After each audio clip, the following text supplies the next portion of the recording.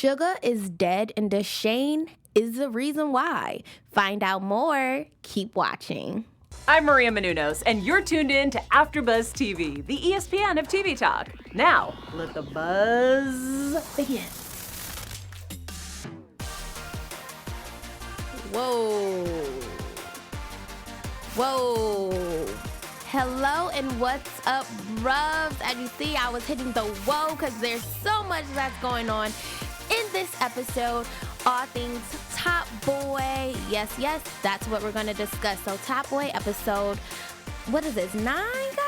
Are we almost done? It's episode 9, season 1. Everyone's got family, and that is true indeed. Before we dive into the juicy stuff, I'm your girl, Zakiyyah Wilbert, loving everything about Champagne Papi. And tonight, we're going to talk about his show that he produces.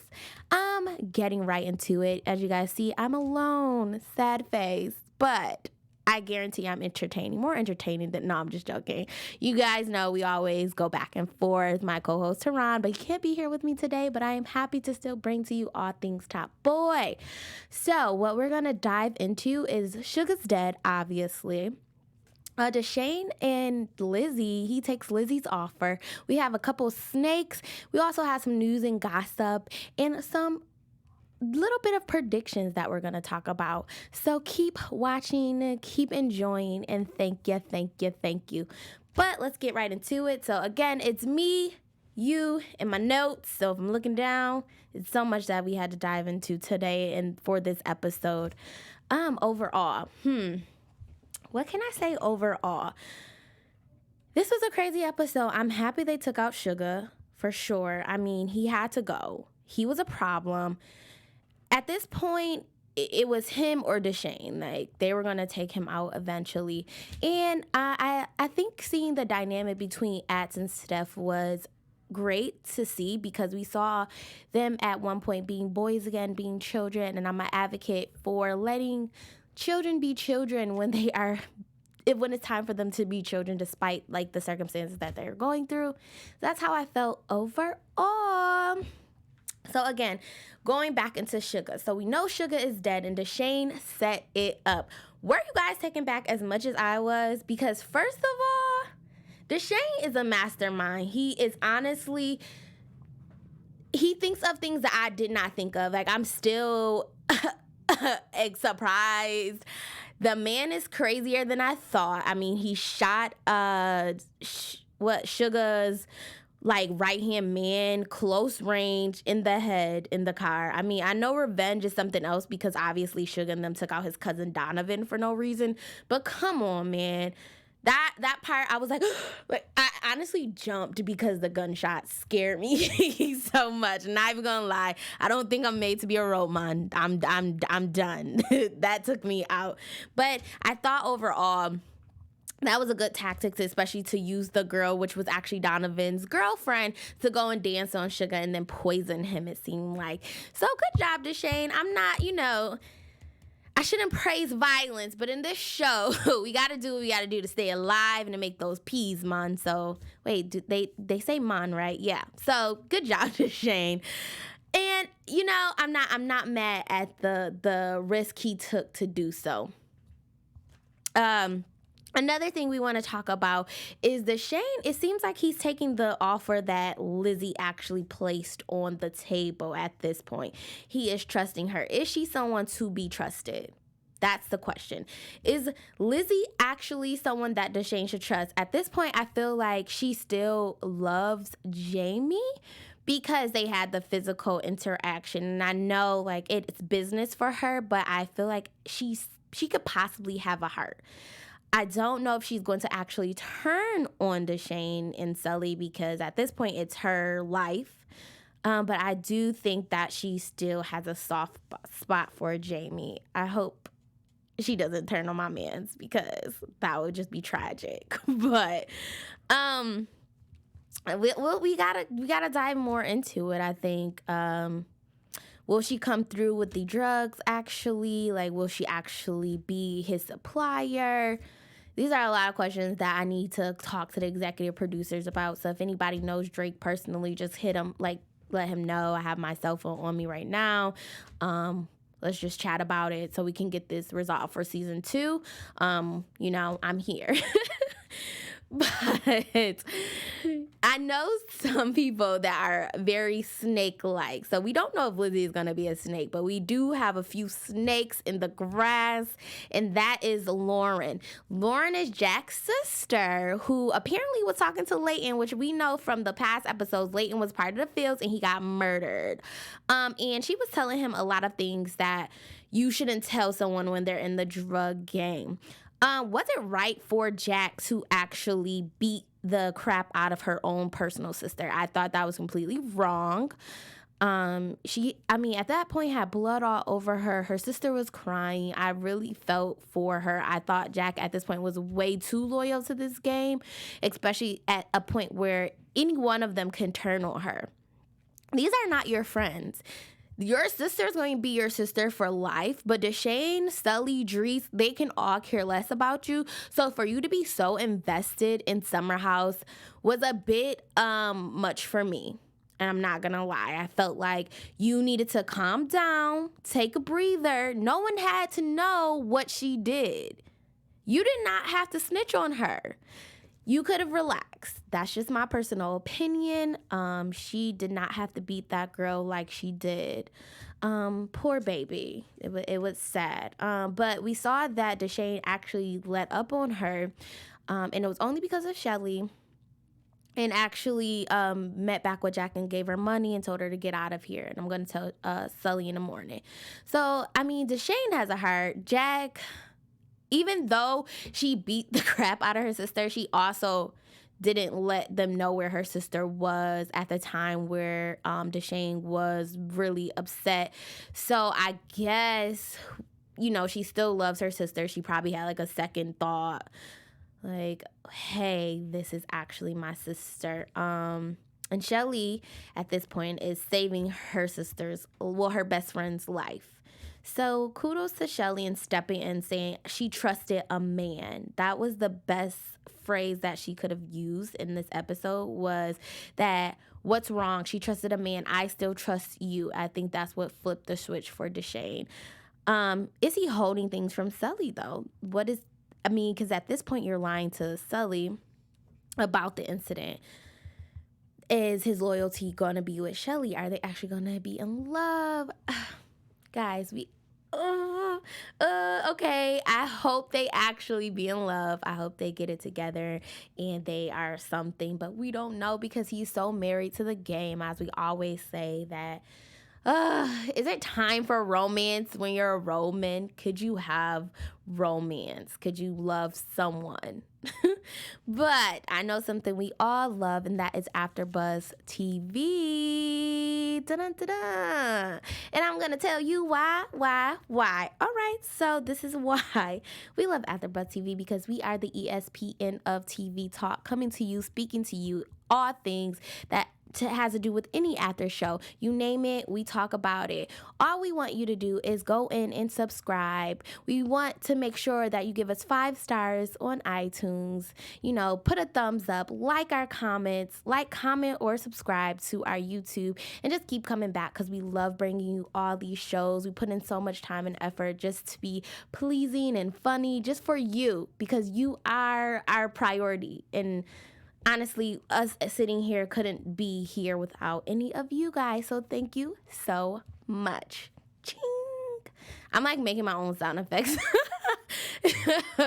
But going back into the story of Summerhouse in this crazy episode, it was not all roses, honestly, but something that was very peachy and rosy and sweet was the relationship between Ats and Steph. So Ats and Steph, and I love how the show did this change and dynamic of emotions and moods, because we saw like goodness and like fairy tales, and then we also saw chaos and craziness. So for some of the fairy tale like themes for me was Ats and Steph. I felt like when they were together finally and they went to the fair, they were actually little boys, and they they weren't the hard exterior selves that they always need to be, especially at this point, acting out. He's talking back to his mom. He's not even making any money, any peas that he was promised from Jack. But I just think that at this point, he is falling in love with the game and being a bad person. I don't think Ats right now is being a good person. That is a problem because it's not about money. It's your character. And I have to agree with my co-host when he said it the last time that his character is really starting to show. And this episode brought that to light for me. But we saw that Steph is really into his friend. He helps them and they pay and they have this good time together. So that was the storm that was calm at the moment, because around every other way was crazy. I mean, we got Lizzie locked up and she's like with Dushane and everyone, and they're actually basically at this point preparing to kill Jamie. They're at this point ready to get back at him, and it's just craziness going. It's craziness all around. Jamie is looking for Dushane, and death is upon us. Someone's gonna die. It's very apparent in the episodes that something is happening, and it's not good. And so let's jump right into it, because at this point, death is definitely a factor. And who dies? Let's find out. But I do want to bring out something that was important in the show that I noticed. And I got to go back to my notes. I got to reflect back on my notes. So much going on. But Lee and Sarah, so those were the two crackheads, and they were lying. So I don't know what's up with them, but I noticed that they were on an estate, which estate is something that was rich. And then they lied and said they were in the fields to Dries, and that's when Lee actually got attacked, but they didn't. So what are they hiding is the question. I remember the guy, Lee, saying, I don't want to do this anymore. They actually weren't really drinking the beer. They were just like putting it in their mouth and spitting it back out. Something's up with them. Could they be possibly a spy? Could they be like, what is going on? Could they be working with the police? Something is happening because their story is not adding up to me any longer. And we also see another face-off between Jamie and Modi of power, some power issues. So we know that at this point, there's a lot of power issues going on. And amongst all those power issues, Jamie thought he had a situation with Dushane, but now he has a situation with Modi. And again, just speaking on like the chaos in the war. Now, this is the chaos that I was speaking of, that someone had to die. I thought Sully was out of here. So basically, Jamie was saved by whoever, like the kingpin gods was looking out for Jamie, because Modi and Jermaine came and they find out that, there's another snake. It's Dries. Dries is a snake. And at this point, he gets Sully and also Dushane in trouble. He tells them where they are. They go to the location and they busting up everything. Shots are fired. Sully's hurt. I was not expecting Dries to be a snake. And at this point, I don't think Sully and Dushane were either. But they knew that they had to find out if he did not set them up. And that trumps their whole plan, because they actually had the supplier, Lizzie, in their grasp. And now they don't, because the Jermaine, it has a hold of Lizzie, Modi, and Aaron, which is not even, Jamie, which is not good either, because Modi is a loose cannon. He cannot be trusted. This man obviously is crazy. So they find him, and the story basically ends on, is Dries a snake? Overall, I think this episode had so many ups and downs, and honestly, it was so much to talk about. Like, I feel like I'm stumbling over everything, because Everyone who was about to die almost died.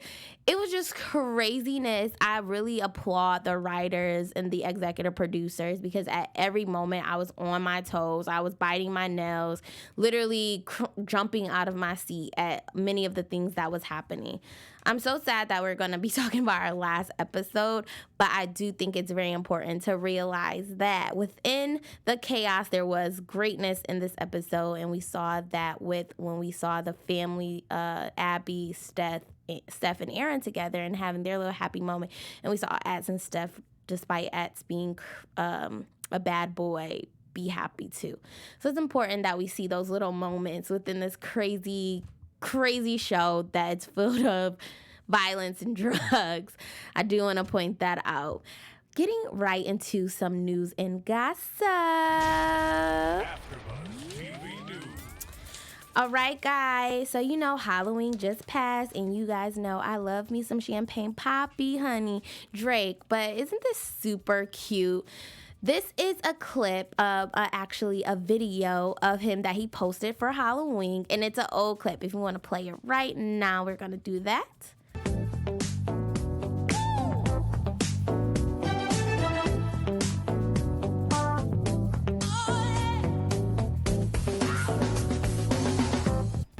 And a lot of you might be saying, who is that? That's not Drake. He looks smaller. Yes, he does, because this is actually when he played in Degrassi, honey.